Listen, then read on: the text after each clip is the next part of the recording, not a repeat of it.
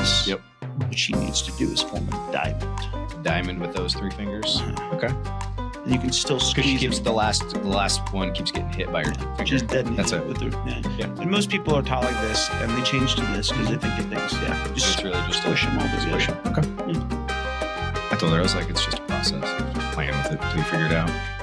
Yeah. I'm like, I was surprised though. I know like 4 chords that I remember from the guitar. Heck yeah. I'm pretty sure I still had my original strings on the guitar I brought upstairs too. Not a selling point, but I know. yeah, that's Nicole's like, how do you change the strings? I'm like, I know how to do it. I just don't think I've ever done it. yeah, that's the next step. What's the when you take the strings on the bottom, what do you use a tool to get that little thing out? You can, yeah. Is it? I mean- Can you just like yank on the fucking? I mean, yeah. To be fair, like every little tuner has like a little cutoff thing right there Uh-huh. for that specific. Pull that out. thing. Okay. And you just like undo the pegs. It's I It's- never used the tuner, so Were you ever a like? Either of you guys ever played a piano? Like, ever I tried. I would really love to play an instrument, but I just got too much going on that I'm just going to not do that for a while. So.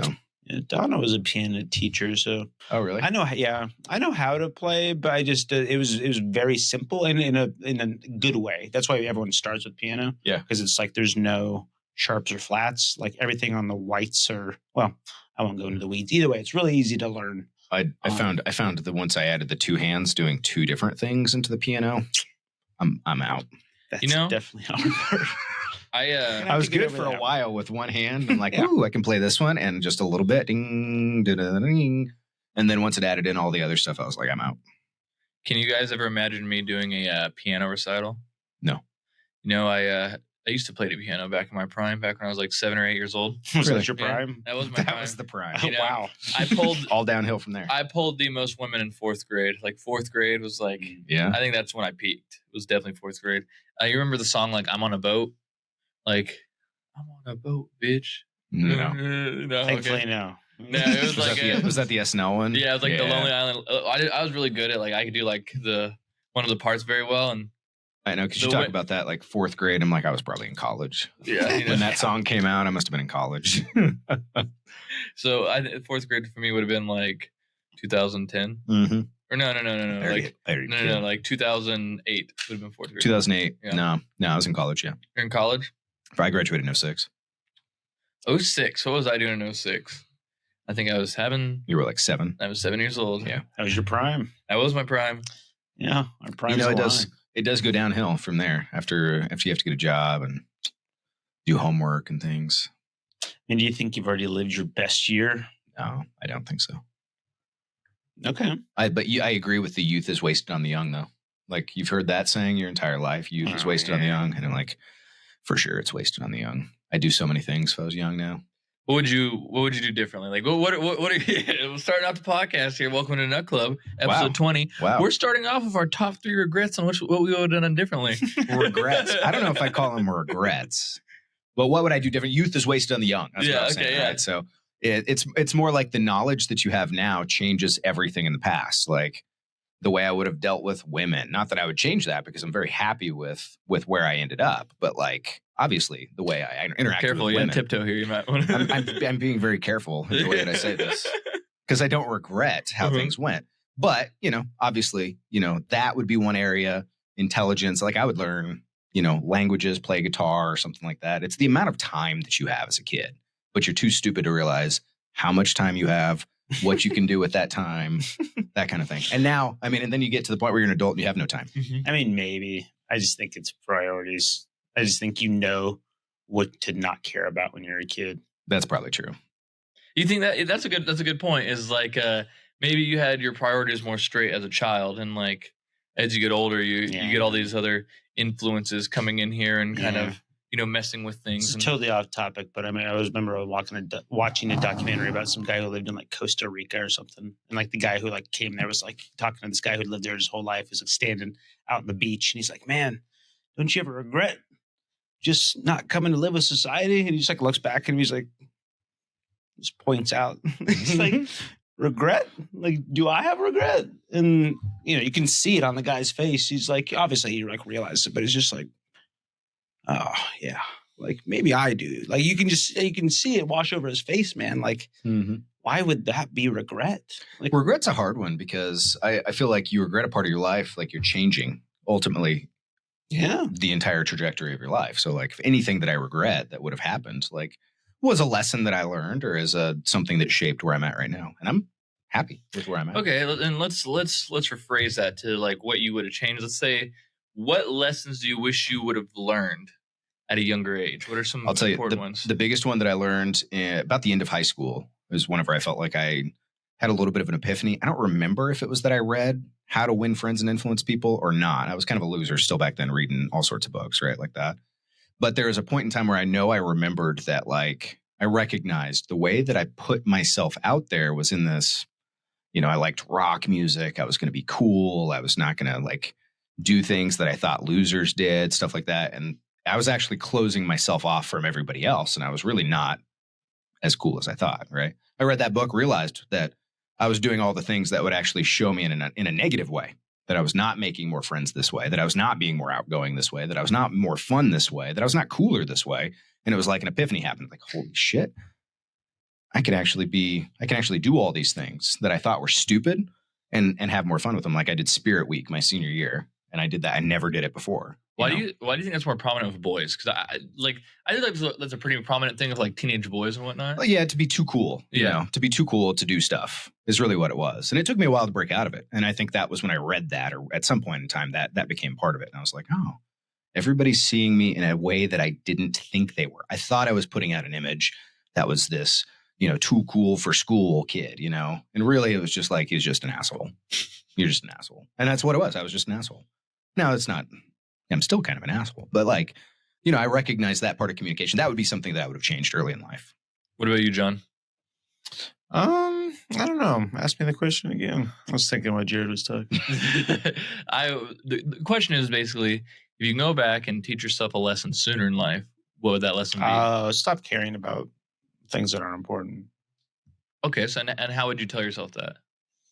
Because going here and like what are the things? Yeah, like 36-year-old John's order of importance versus like 17-year-old John or 16. Things in life, like there's no right path. It's all no one knows what they're doing. I remember thinking, like when I would see adults when I was younger, like, dude, I can't wait to be that age because then I'll have things figured out. And I'm pretty sure I have less figured out now and that's why I was kind of joking about earlier. It was like I think little kids have great perspectives. Yeah, I'm more confused about a lot of things than I ever was. But just really not worrying about it because you're not going to figure it out anyway. So just stop worrying. Really, things are going to work the way they, obviously you have an effect on it, but I'd say mine's kind of similar to that, and that is, as when we were kids, we're like, oh, I can't wait to be an adult. I can't wait to grow up and be able to drive a car and do all these things, and we see freedom and whatnot. And you're like, oh, I can't wait to get out of college when I have money, or I can't wait to do, and you're just kind of like, it's almost like waiting to live. You're waiting to live. You're waiting to live, and in reality, you're living that. You're always living. You're living that entire time. But it's up to you to like understand that and like perceive that as living and just part of the journey instead of like constantly seeking destinations. So that, like, I'd say that was my biggest thing is to go back into myself. Don't constantly to seek destinations. Enjoy the journey. Yeah, it's the human experience, though, man. And that's kind of what I was saying. Is it's not unique. And to really put a bow on it is kind of what Jared said initially. The whole thing is youth is wasted on the young. You don't realize what you have while you're doing it. That's one of the weirdest parts about life. Yeah, the body you have at that time, 35 years old, it's starting to crackle a little bit in certain areas. I'm not going to jump off of something and land like I would have whenever I was 9 years old, stuff like that. Physically like that, the sheer amount of time playing video games or playing outside and stuff like that, that was crazy. Never again in my life will I have just a summer where I do nothing. You could. I don't know. Could. I don't know. That's possible. I guess that's true. Yeah. I'm not giving up on that. It's unlikely. You could set your life. Well, what do you mean? We had COVID. Like that was the closest thing to like getting back to that. Yeah, right, bro. We're here every day. There's no COVID break for us. Oh, you guys were in an essential business? Yeah, we just nobody told us shut down, so we stayed here. Wait, so hold on, John, were you working here during COVID? Mm-hmm. During part of it, yeah. So like, did you start like right when COVID started, or? Actually, yeah, I think it was like December 2020. I remember thinking I was one of the only people in America that's probably changed jobs during the run. Yeah, that's true. Yeah. It was right around that time. Yeah, I mean, I don't know. To be honest, my old job didn't do anything either. My old job literally made all the men still come in. I was like, how progressive. What the hell is this? Yeah. Funny. Yeah. No, my life with COVID almost acted like it never happened for a while. Really? Like the gym shutting down was probably the only thing that really changed it. Once when my kids got pulled out of school, obviously. Did you ever do the home gym thing? No. I've done the home gym thing before, and it's always a good idea in my head. And then I just am lazy and quit early. Yeah, that's fair. Aren't we all? Yeah. You're like, 30 minutes is good enough. I'm going to go inside now. And then hang out with my kids. I couldn't wait for the gym to be closed. I was like, sweet. We're getting fast food. The gym's closed. Perfect. No sun.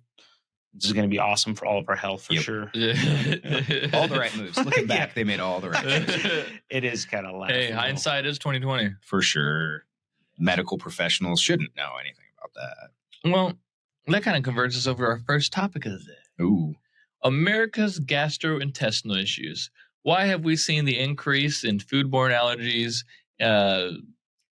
depression, and people becoming overweight? Like we're running a lot of GTI issues. A lot of it contributes to like food preservatives and dyes and whatnot. And I just kind of wanted to get your guys' take on it. And especially being in the fitness industry for as long as you have, I'm sure you could like see that in real time. Like, are we seeing products like probiotics and prebiotics on the rise, or what are we seeing here? Yeah, I mean those are definitely on the rise. They've been up there for a while, though. I mean, gut health, though, in general, is the trend right now. Everybody's kind of recognizing that there's so much going on with your gut. They've called it the second brain and how it influences your brain. The brain gut connection. The gain connection. Whatever you want to call it. Gain connection. The brain and gut. There's a lot going on there. To pinpoint, it's kind of tough though, because there is a food aspect, and then I think there's the other aspects like stress and things like that. So, do you think we're more stressed out now than we were 100 years ago on average? Yeah, I do. See, that's very interesting because, like, have you ever gone and looked at those pictures of the people like who were like fought in World War II or like World War One, and then you see like the pictures of them before they went to the war and after, and like how much they've aged and whatnot.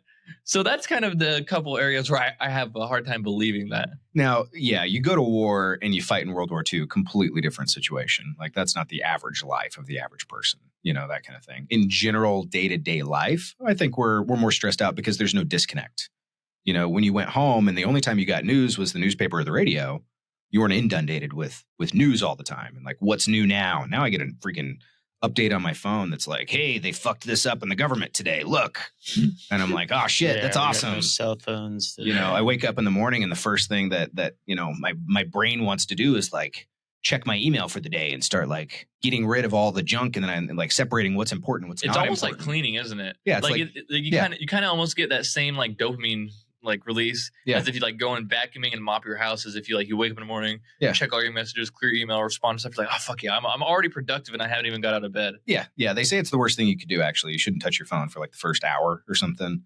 And of course, that's what we do and what we know to do are always different things. There's people eating junk food all the time that know that you shouldn't eat junk food, and I also know I shouldn't look at my phone, and I still look at my phone periodically whenever I get up first thing in the morning. But I think that it's, you can't get away from it. Business too. Like here's a Facebook message, or here's an Instagram message, or here's an email that came through of a problem that's going on. I hear what you're saying. I would rephrase it to say we won't, or we don't want to. We become addicted to connecting. I think can't's a dangerous word because that makes us. I would say it's not that you can't. It's that is how society is going. So you won't. John, would you like, so if somebody's addicted to something, would you say that they can't stop or they won't stop? Just so we can clarify. They won't stop. Okay. So I think what we're having is an addiction problem. I think you're seeing a mass societal addiction of things. Sure. I don't think we've ever seen this before, except in times like you can look at like the history of coffee. Yeah. And the introduction of coffee and productivity and whatnot. Okay. But I think we're seeing something similar on the social aspect of it with, like you said, constantly not being able to disconnect. Well, it's also the expectation of society. And like to John's point, you can absolutely move outside of this expectation of society if you want to. And there are plenty of great examples of people that do, don't have a phone. There's Bill Murray, who doesn't even have a cell phone or any way to connect him. But if Bill Murray was a rising star today, or a rising nobody trying to become a star, would he be able to get away with an 800 number and nothing else? It's really hard to self-promote without social media. That's what I mean. Undeniably true. And so you have this obligation to self-promote either a business, like we have a business, that's always an ongoing promotional process, or you have, if you're a freelancer or something, you have yourself to promote. There's, of course, the people that don't. I mean, if you're a postal worker, like we talked about, there's maybe no need to self-promote, and that changes completely. So it depends on where you're at. But there's such a need for that like the Bill Murray aspect of you call my 800 number and leave a message works for him because he's such a massive star. But if you're on the rise, like you're going to be on your phone posting all the time. You're going to be making TikToks trying to get known. You're going to be, working as much as you can. And I think that's where I think the new stress comes in of the technology life that we live in, is that there's no disconnect naturally. There was a disconnect when the phone was attached to the wall. There was a disconnect and nobody talked to me when I'm outside. Now my phone's in my pocket. You need me. It's my choice. I can leave my phone inside, but like the life we live, most of us are available at all times. And that's where I think the stress is increasing compared to 100 years ago. That's not to say they weren't more stressed out in other areas too. I'm just saying I think there's a constant psychological stress going on. And we're not getting away from it. We're getting more technology, more screen time, less outdoors, less sun. And that's just the general, trend of society. I think the way to look at it would be like, for example, the stressors of 100 years ago were a lot more significant than like what the stressors of today would be. But we have a lot more it's more of a volume game these days than it is like an actual I just think we do everything alone, man. Sorry to interrupt. No, you think that's the stress? I think that, I think that's the. That could be. You said it so many times, is disconnect. Yeah. We have more. Think about this analytically for a second. Think about how much entertainment value we have compared to 20 years ago. You keep saying 100. 10 years ago. Why would it be more stress? True. Like, dude, I used to play Halo with my friends. Yeah. Not through these. Yeah. Like, true. Broc doesn't even do anything with other people. That's fair. Like, younger people don't do anything. We used to have like LAN parties. Yes, that's like nothing is with anyone, dude. That's fair. We have so much like ability to manipulate our entertainment, but we get bored of it quicker than ever. For sure.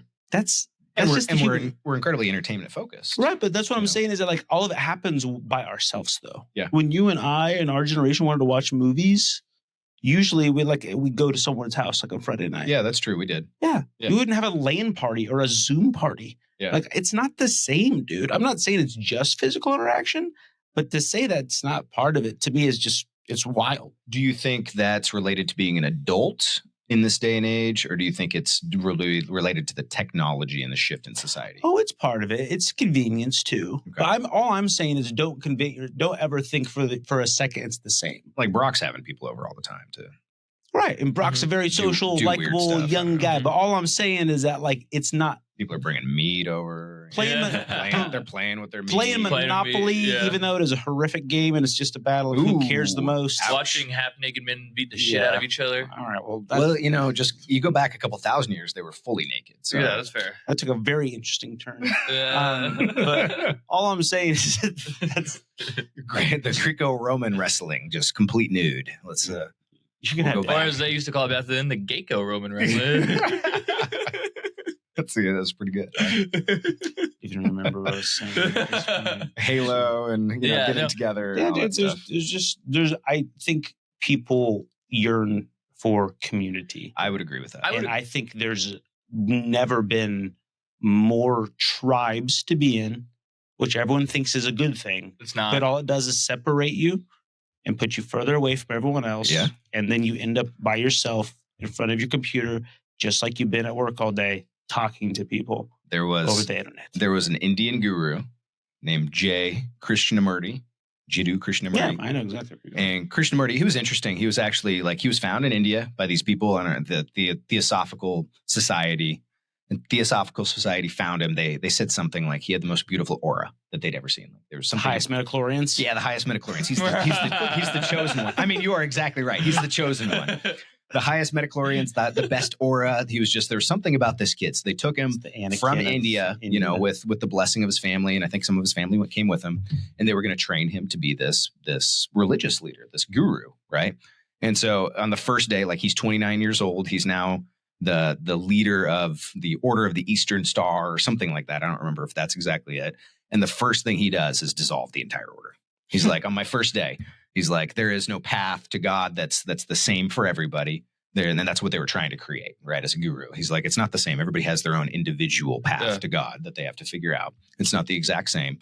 And for that reason, the purpose of this society has no purpose, and he dissolves it. I thought that was a really interesting thing. And they gave up, millions and millions of dollars and mansions and land and everything that came with it, because these were all really rich benefactors that took him.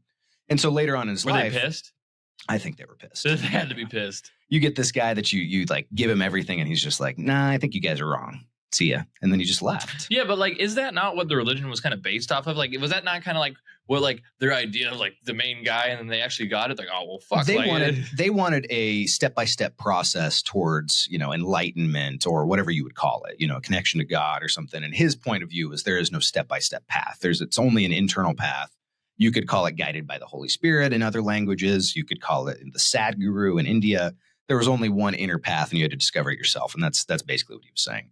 But as he goes forward, one of the things that he said, going to John's point, the reason I told this story, was that he kept going on and he kept saying that it is only our concepts that are separating us. There is no difference between America and Canada in the land. There's no difference in the people. There's no difference. But when you label them, when you create an us versus them, you create conflict and you create problems in society. So when you have strong nationalism, or you have strong preferences for your sports team, or you have strong preferences on, I'm part of this group, I'm a conservative, they're a Democrat. When you're doing that, you're separating yourself from other people and disconnecting from that group of society. And he was saying that was one of the big problems that he saw, and that I don't know how you would change. That's probably an individual thing, right? But I feel like that's definitely, that's a good point. And that's kind of what I was going to bring up next was I feel like, people are very alone and like striving for that social connection. Yeah. But I feel like they are now like the least willing than ever to like gain that, right? Self-protection, they self-promotion are at an all-time high. Like for sure. It's in 2024. It's almost like society has a chip on its shoulder, and it's just pissed off about all the wrongs that's been done to them, and it's all of their society's fault. But yet they're lonely, they're bored, like. It's kind of a snake eating its own tail. Yeah, I think it's the deeper rooted issue of society shows you sex, power, and money being their route to your happiness. And that's the same three things they've been saying in every religion for all time. Sex, power, and money are your three biggest temptations. And America fully embraces it.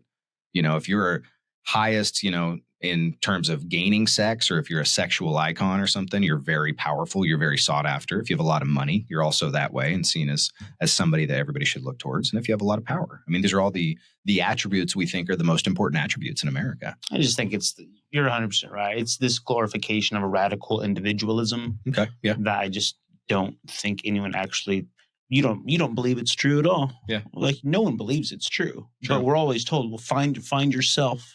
Look inward. Yeah. You got to figure out what makes you happy. Yeah. That's not what makes you happy. What's that? When are you guys happiest? That's a good question. It's either when you're alone or I'll save you both. It's either when you're alone or when you're at home with your kids. Okay. When you're probably like when you're alone with your kids, though, is all I'm saying. Like with other people, you're experiencing joy like that. Like I think it's even in those moments where you don't even realize that you're happy. When you realize you are, all of a sudden you're either not thinking or you're but on the point I'm actually only trying to draw is you're probably with someone else. Yeah, I agree. Because for example, like I'm with my son and wife every night. Like we see each other every night. So I even get more happier when like a friend comes over to hang out with us. Of course it's the same thing for her. There's not a sense of like, oh well, you're sacrificing quality time with us to spend with them. It's like no, it's adding more into the equation, more quality time together. Like Atticus calls him Tio. Vanessa and him get along just like so that's always the best days of the week is when our friends come over. But it's like people don't want to leave their house. They don't want to leave like what they're comfortable with. And I'll say I'm just as bad as any, but I have a fucking 2.5-year-old I have to chase around, and it's way harder to chase around your kid at other people's houses than it is your own house. That's all I'm saying. Yeah, kids change it quite a bit, but I think it's a general societal trend. People are hanging out less. And that's what I mean. I think it was heading that way, and COVID just buried it. COVID was bad. I gave everyone an excuse. I have a question for you, John. So, like you being a Christian, with Christian values. It seems like society is taking away like what is valued as a Christian, which is, God. Well, for sure. I don't think that's happening anymore recently. Doing the right by others, the nuclear family, raising a family in the image of like what God would find as righteous and whatnot. Okay. Yeah. And all those ideals are under attack. I mean, I think so, but I think that's always been the case, to be fair. I think it's just maybe more tension on it at this point. I don't think the government's ever been fond of the nuclear family. Maybe not. I mean, I think back to the 50s, and they probably were pretty fond of the nuclear family in the 50s. Well, yeah, but that's kind of what maybe we're saying. I'm saying the same thing in a different way. Like, I think that it was like a priority then. Okay. And I think it's just not a priority, maybe. No, I think intentional dismantlement is really. I mean, yeah, that's what I'm asking. Like, do you think it's intentional? I mean, this gets really specific. You can look at the stuff about like certain presidents passing bills about fathers, being in the home, and stuff like that. Mm-hmm. Like, I don't know. I mean, I'm not sure I don't know. I'm just saying it's really hard to say there's an attack on Christianity in America. I don't think that would be inaccurate. No, I don't think it's an attack on Christianity. No, I'm not saying. I'm just saying the Christian values. And what I think happens, and here's what I think it comes down to, is it always comes down to control, obviously. And so it's a lot easier to control a lot of single people with no life purpose and whatnot than it is to control people with families and trying to strive for better and like worried about the future for their kids 100 years from now. Because everybody now, young people are just like, fuck it, whatever, I don't care. I wouldn't say it's a religious thing. I would say it's more of a scarcity mindset. Is what I would honestly say it is. There's not enough of stuff, so we have to group up and take it. Okay. Like that's what. And when did that key in? Do you feel like? Well, that's fair. I don't know. I feel like that's kind of always how the Americans are, myself included. Look at the toilet paper. Toilet paper was that is true. You know what I mean, though? Like we all know there's enough toilet paper for everyone. Sure. Why did it always go out? How interesting it was toilet paper too. No, I know. It's what a great analogy. Not food, nothing important. Like you can wipe with that toilet paper. Would you rather be thirsty? Nicely, would you rather be thirsty or have a burning butthole because you weren't able to get it clean? I mean, I'd rather have a burning butthole. I think that's really it. Is that everyone is so afraid. I think, and I don't know. Maybe that's the real answer. Is that everyone's just more afraid. We're so aware of stuff like the social media stuff, or like everyone. We always say like awareness doesn't actually help anything. Sure, it just stresses you out. I know it's not a one answer thing. I would imagine that's a lot of it. Yeah. We feel so connected, but we're not helping each other. Uh-huh. Like just because we're aware of like Gaza, what's going on. You know what I mean? Like doesn't help anybody. Yeah, that's a good point. I don't feel any better. Like there's people that still are like calling in about Palestine. There's some people calling in about Israel. Like why am I feeling this stress? This has nothing to do with me. There's no control you have over it. Exactly. In any way, shape, or form. Even having to have an opinion on it. Like, yeah, I mean, there's too much of a nuanced conversation and the history of the entire area and subject to clearly make it simple. It's not a simple conversation. Yeah. So it's easier to just say, I don't know. And that's okay. It's also okay to say I don't know and I don't care. Yeah. Yeah, I don't. 100%. We should normalize that more, saying I don't care. It doesn't affect me. I'm not bothered. I do not care. That's what voting's for. If it bothers you, go and vote for it. It's not your job to rally everybody up to your cause because it personally affects you and then fucking inconvenience and make everybody else uncomfortable because your life's uncomfortable and you're in the minority, but hey, fuck it. Let's just make the majority uncomfortable because I am too. I think that's a big fucking issue, especially with what John was saying where it's like awareness doesn't fix anything. It just brings more stress. Okay. So personally being like growing up in the time that we did, like with racism and whatnot, as a kid, that was nothing we were really ever even thought of, right? Through elementary school, at least. No, it's really interesting. The whole racism thing really kicked its head up, probably around the Obama era. 2008, to be honest, yeah. But I mean, you think about all the shows. I never once thought about how it was a black family or black people in the shows or anything like that. Like, never bothered me. Never crossed my mind. The '90s were full of all sorts of different families that were all over TV. I literally refuse. Obviously now I wouldn't, but like I refuse to have conversations about how America is more or less racist.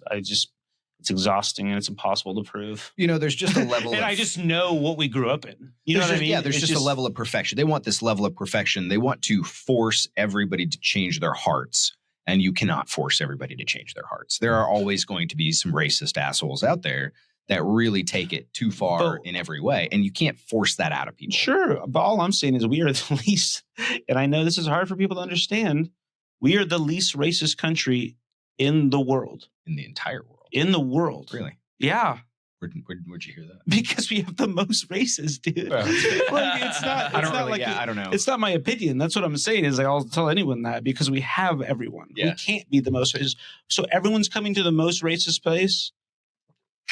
Yeah, for sure, dude. Yeah, that's a decent point.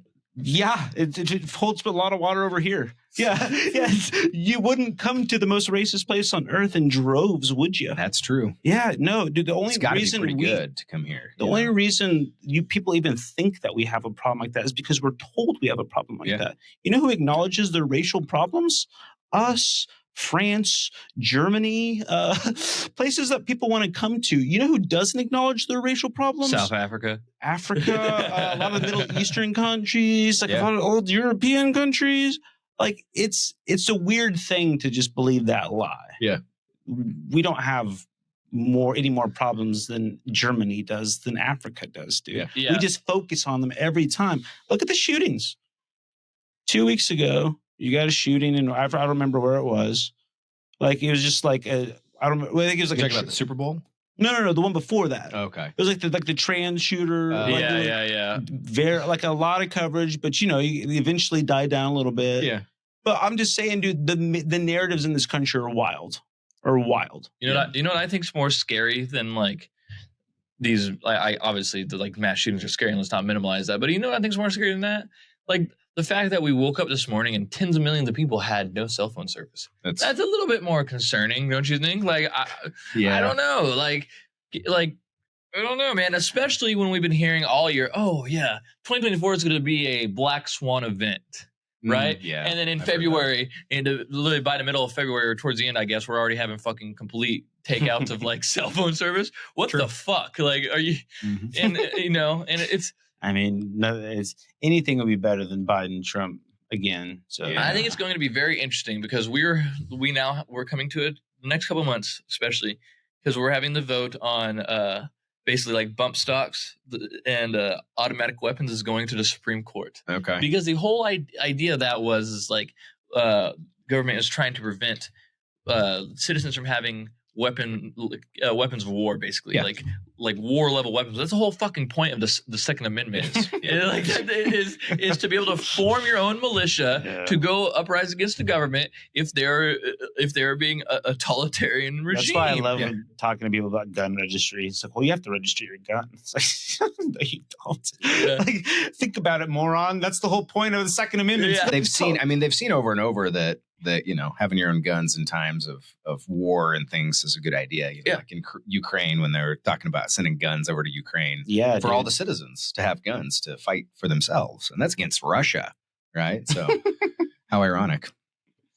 Yeah. Having to say that out loud is almost sad. A well-armed populace will defend themselves better than well-armed. But good thing, the coolest thing about it is we live in America and it's not even up for interpretation. It's not. It's very clear. Shall not be infringed. Our founding fathers were much smarter than the people we have in office at this point. Well, a lot less time on cell phones, I would assume. It's got to be that. By the 4G. No cell phones, nothing to do except for read and nothing else, right? I mean, I'm just saying, if you think about how much more intelligent our species is from that point. Yeah. Do you think we've evolved that far? I find it funny. Only in some ways. I find it funny on how many... slaves. Slaves is one of those areas. I'd be like... it's hard to argue. We've evolved there. Yeah. We don't kill them anymore. Yeah. We don't have slaves. We don't, Yeah. We don't let them know they're slaves anymore either. Like, that's the whole difference. Corporate slaves. Yeah, it's corporate slaves. It's not like... it's the tax slaves. Slavery still exists. It's just a lot differently, Saying the quiet part out loud. Yeah, I mean, you're probably not wrong, but no, I for sure, and I'm obviously trolling a little bit. Society's definitely improved and changed in so many ways. Yeah, in the past 2 decades, but we have regressed. There's certain areas for sure. You know what I find funny is how much effort the government has spent to try to like gun control, take away guns. But you know what's happening right now is I'm literally about to go buy a fucking gun right after I get off of work now because I can't fucking get a hold of people. Yeah. Like what the fuck?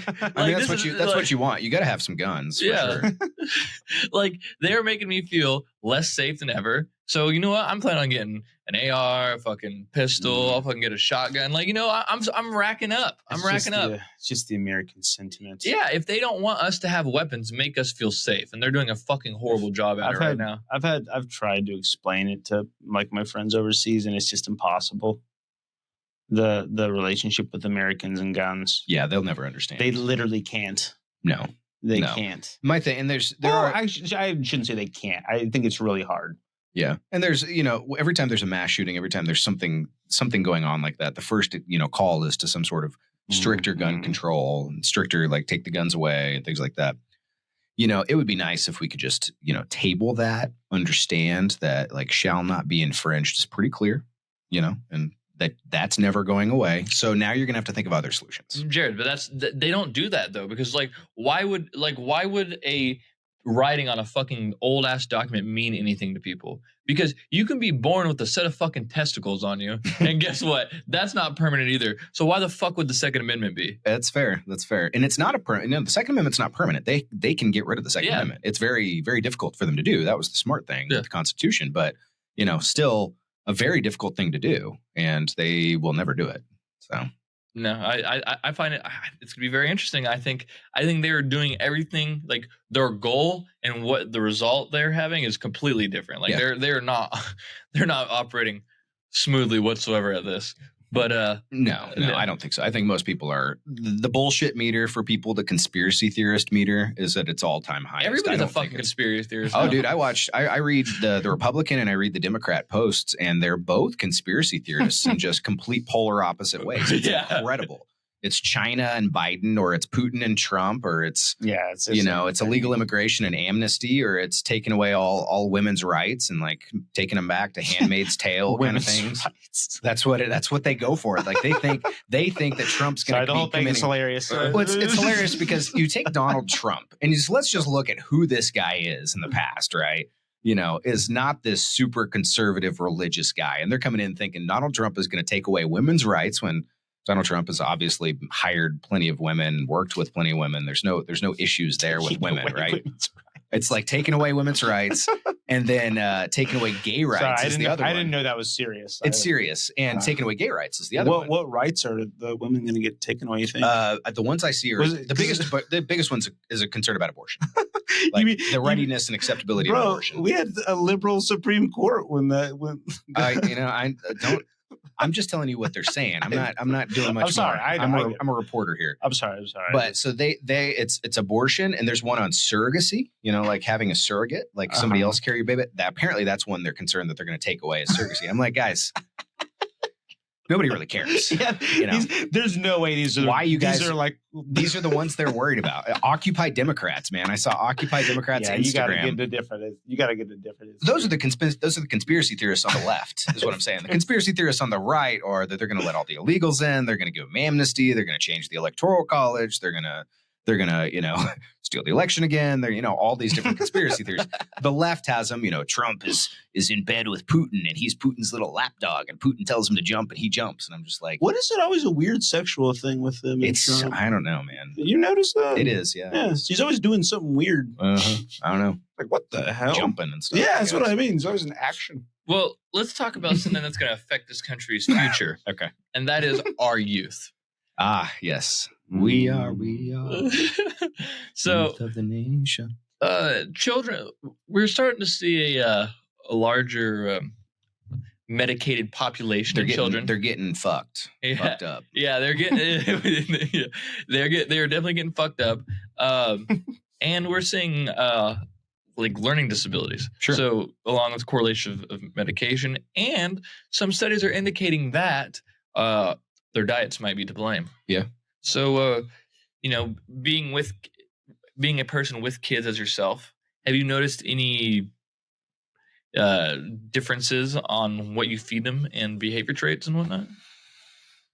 Yes, but I'm not that strict. So like we're a vast majority whole food healthy household for the most part. We call them ingredient houses, where it's not little Debbie snack cakes, but like maybe you'll get some chocolate chips, that kind of thing. So you can eat handfuls of chocolate chips, but way harder to get those in versus like little Debbie cakes, right? So there's still we're not crazy about it, but we definitely limit it as much as possible. And there's a difference in hypey behavior would be the thing I would say. Probably some focused things, but it's really hard to pinpoint because there's so much else going on, right? You've got the screen time amount. You've got how much exercise are they getting? You've got how much sunlight are they getting? So there's so many other things beyond diet that I think play into this. And then you've got, the whole idea of, where are these things like ADHD coming from and how do they present themselves and how do you deal with those? Is it diet related? Is it stress related? Is it, that kind of thing? Or is it a trauma response in some way? Is it just a learning disability? Your brain's wired weird. So I think there's a lot going on there. I don't actually know, but there's definitely a very obvious connection with foods. And even places like Europe have banned certain dyes, especially in children. Red dye has been shown to crack some kids out and things like that. And it's possible. My kids get cracked out all the time. So I have a question. Could be the red dyes. I don't know. I have a question for you. Sure. So a lot of these issues that we're finding in society is like dopamine and serotonin based. Yeah. Okay. Previously, before we understood why drugs did what they did or why they worked, what was the main reason why we didn't want kids taking drugs? Fry their brain. Fry their brain? Yeah. Just like this is your brain on drugs. Just so what? It's the amount of like hormones and dopamine going through is what we're concerned of, right? More or less. Yeah, I don't know. We're concerned that they're going to screw themselves up. Yeah, right. But like, what is going on in the brain when you take drugs that would screw your brain up? I don't know. It's the hormone and the chemical releases. It's I'm assuming chemical imbalances. Yeah, chemical imbalances. Yeah. The hormone releases. That phrase in itself is a bit of an eye roll at this point. The reward system. Yeah, the reward system's a big one. Yeah, just like I don't know. I feel like a lot of these things that you're given, like the red dyes and stuff, high sugars, is giving you similar, if not exact same reactions as you would to some like illicit drugs. I've seen that. I've seen that with sugar. It lights up the area of your brain that's like the reward center. And the same thing with marijuana. Right, exactly. Yeah. So what's the difference between us giving our kids these foods at such a prominent rate than us giving them kids drugs? I imagine it's the potency. Okay. I imagine potency. And giving somebody a little marijuana as a child is completely different than giving them a little sugar. So when they go in massive doses of sugar, you're probably looking at brain chemical effects that probably, replicate near drugs. Yeah. Like, obviously the effects that we see are not the same. But yeah, but like, let's say you have a crack baby, right? Sure. I would assume that the brain's response to needing when they're born with that is very similar to what they're getting off these high sugar foods, high dyed foods and whatnot. Yeah. And you're seeing a lot of those same like neurological issues come from like kids who are born with addiction. Okay. So are we just like, in my head, I just think we're raising a bunch of drug addicts. In reality, like we're like, I'm like, I mean, you're not wrong. If you just look at all the different areas, you look at the sugar intake and the food. I mean, that's one of those. You look at the screen time and the addiction and social media and video games. And I mean, there are times where my kids will rush to get up, first thing in the morning. And if it's not a school day or something like that, they're downstairs on their computer like as fast as possible just to start playing video games. Have you ever seen them rush like that for anything like that you would consider productive or healthy? Like going outside to play with friends or like they have their first sports game that day or yeah, I mean, or friends when the friends come over and ring the doorbell or something like that, they would rush and get up and go and stuff. And they're definitely excited about other things, especially going places and doing stuff, but not just an everyday, like they're not going to do that for school. Do you think a lot of the depression that we have in society is based on like a diluted reward system? Like all these things that we're taught to be rewarding at such a young age is not what physiologically like lines up with what should be rewarding and whatnot. Yeah. That's what I think a lot of the big issue is like you're literally basically feeding them diluted drugs is what it is because you're getting the same chemical reactions in their brain as you would be just like, it's a lot more drastic of drugs, but like you're feeding them this every day. So if you're taking, obviously you're not getting punched in the face that hard, but you're just taking light taps to the face every day versus a hard hit every now and again. What's more detrimental in the long run? Yeah. You're conditioning them.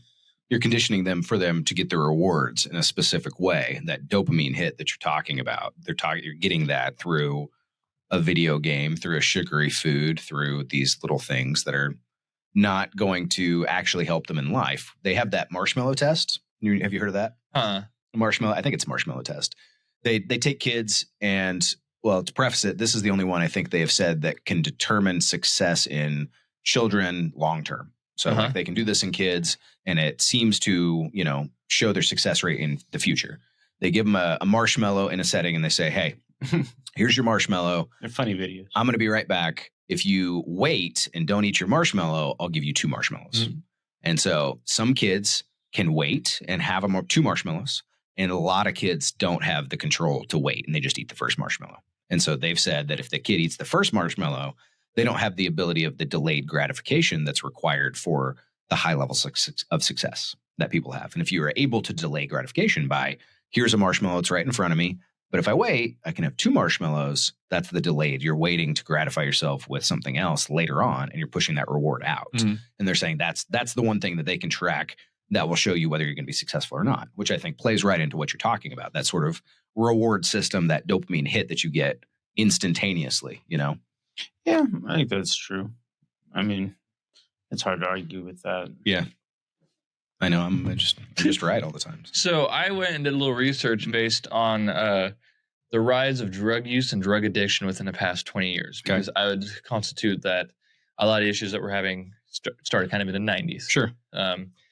So what we're seeing is the extent the increases can vary depending on what you look at.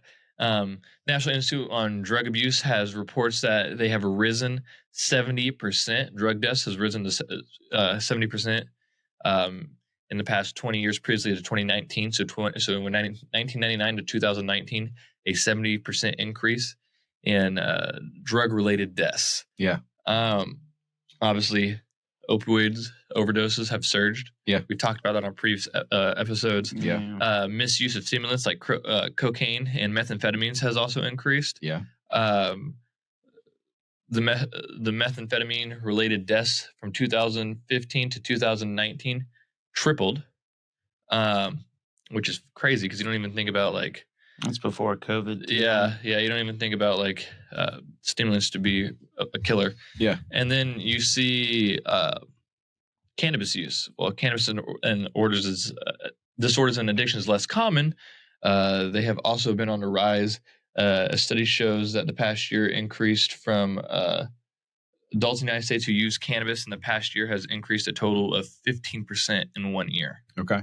So, yeah, I mean, everything's increasing. Yeah. It seems like that we're being conditioned to use like substances to get what we're missing. Or what that's the obvious result. It's the result. I don't think that there's anything necessarily intentional going on here. I think it's that they figure out that you like one thing and they keep giving you more. I'm not saying it's intentional. I'm just saying it's like it's like a matter of like the path of least resistance. Yeah, it's the reward center. It's like what we're talking about. They figure out that you like sugar, they give you more sugar. Mm-hmm. Hey, they like this food, it tastes good, give them more. Make it sweeter, make it taste better.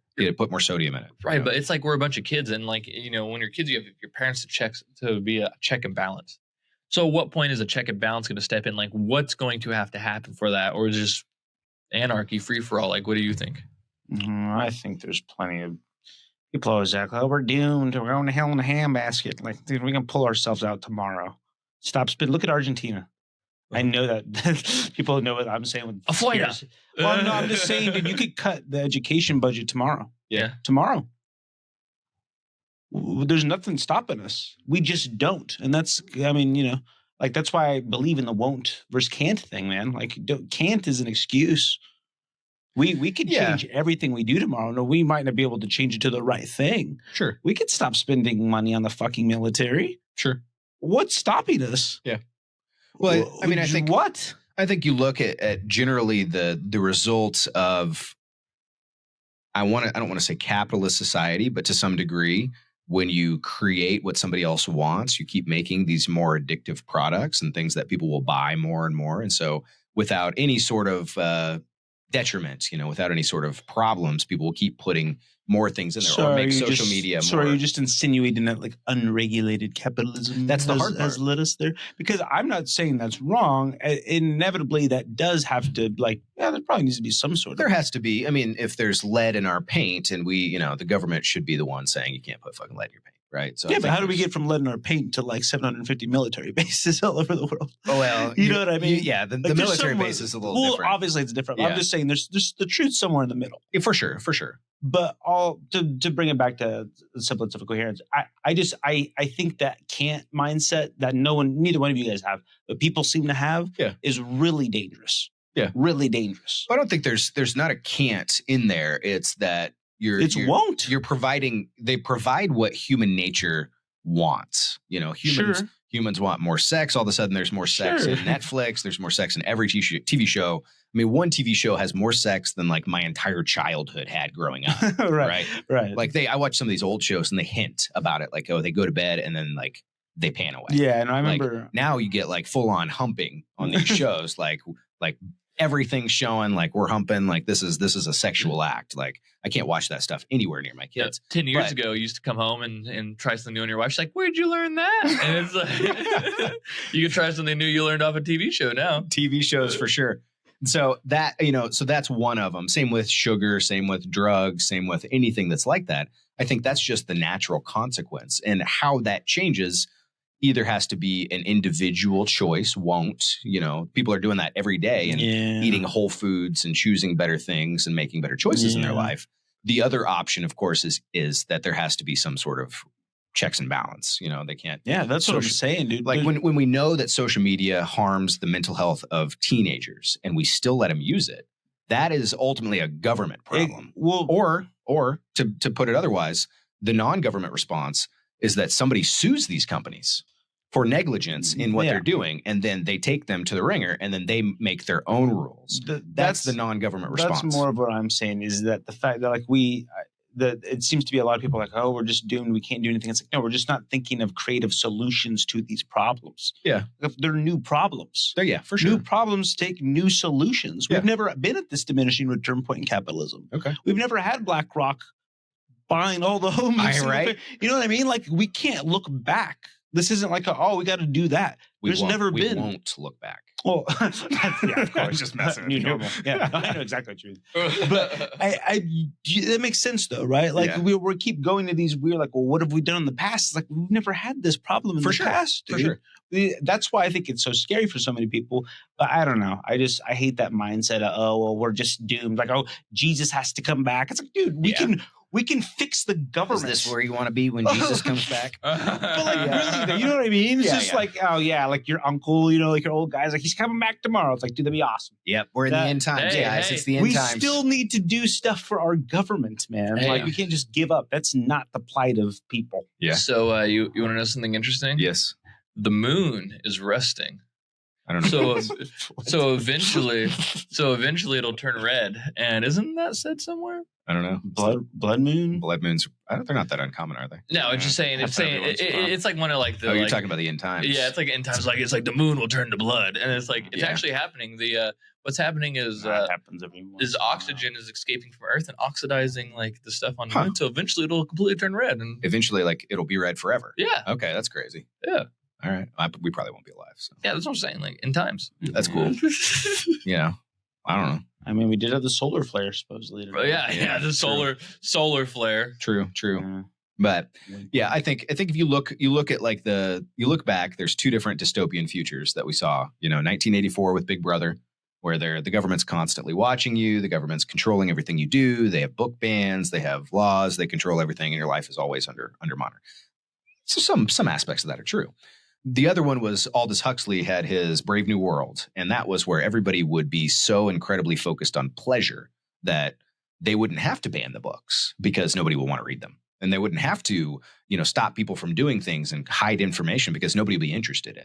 And that's where I think we're actually more likely in Aldous Huxley's Brave New World. No, words have never meant less. Yeah. in modern society. Truth's irrelevant. He even had something where he said it would be some sort of pharmaceutical that would just give you pleasure and you wouldn't have to go pursue it. And I'm like, we're not far. I mean, marijuana's not far from that. Yeah, it's pretty, you could easily make that argument. So, there's plenty of pharmaceuticals that people are taking that are antidepressants that are doing the same thing, and they'll make you happy. Wasn't even going to go down that road. Yeah. But, that's the same thing. So I think we're closer to the problem, and it's an interesting because it is a nice change. You do get some of the Stoic philosophy that has started to incorporate itself through regular mainstream, places and things. And there's obviously one of delayed gratification and not chasing pleasure and things like that that's in there. All religions have the same kind of thing of not chasing pleasure and things like that, and refocusing your life and that kind of thing. So I think those things have all been tenets that we know about. Yeah. But we're actually in the trenches right now.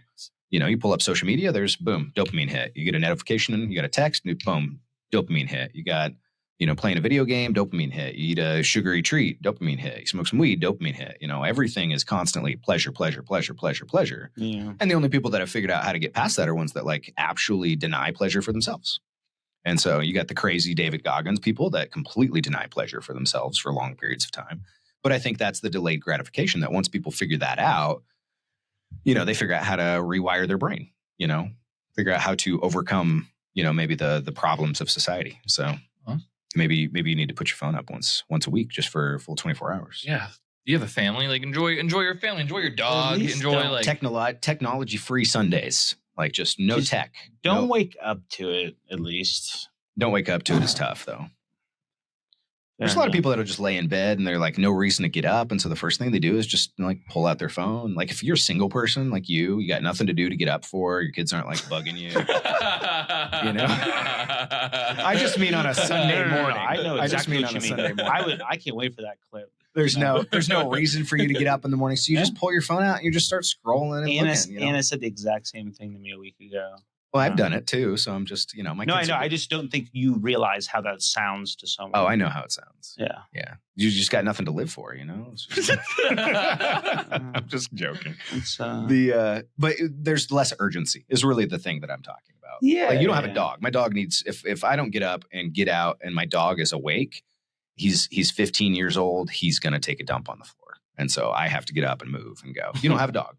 That's one of those. You don't have kids. My kids, especially earlier in life, like his kids' age, 2.5, they're like bugging you at like 6 a.m. on Saturday. Oh, yeah. Boom, you're up 6 a.m. Like, doesn't matter. Now my kids, I can ignore them. They can get up. I can sleep.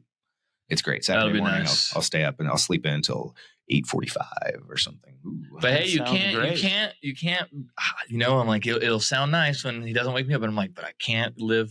True. On destinations. Live in the moment. Yeah, one of the things you never think about is like your kid comes into your room and like sleeps with you and stuff. And my kid slept with me less probably than yours does. You got one, so I think it's a little easier. But that's one thing you don't think about. Like eventually one day your kids just stop coming into your room and sleep. One day they have done that for the last time.